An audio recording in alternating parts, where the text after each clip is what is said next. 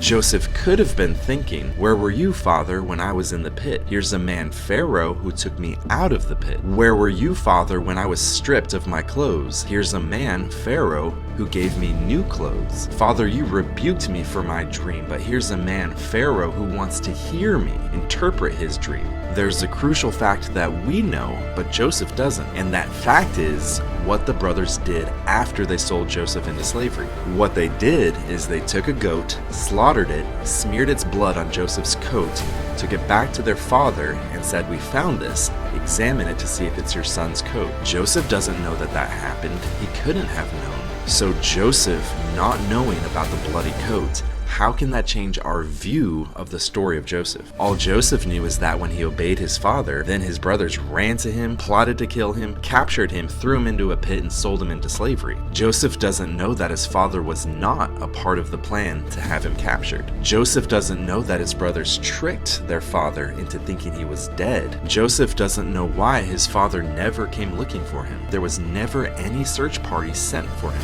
All Joseph knew is that his father publicly rebuked him to his face about his second dream. All Joseph knew is that his family was beyond angry and hated him, was jealous of him. All Joseph knew was that his father had just sent him to the dangerous city of Shechem, a city of bloodshed where his brothers had just slaughtered every male. Does Joseph think he's been disowned by his family, no longer wanted by his father Jacob? His family threw him into the pit, but Pharaoh's household pulls him out of the pit. His father rebuked him for his last dream, but Pharaoh wants to hear Joseph's interpretation of his dream. His family tore his clothes from his back, but Pharaoh gives him new clothes. His family pushes him down, but Pharaoh sets him on high as second in command. Pharaoh gives Joseph a wife. Pharaoh gives Joseph a new name.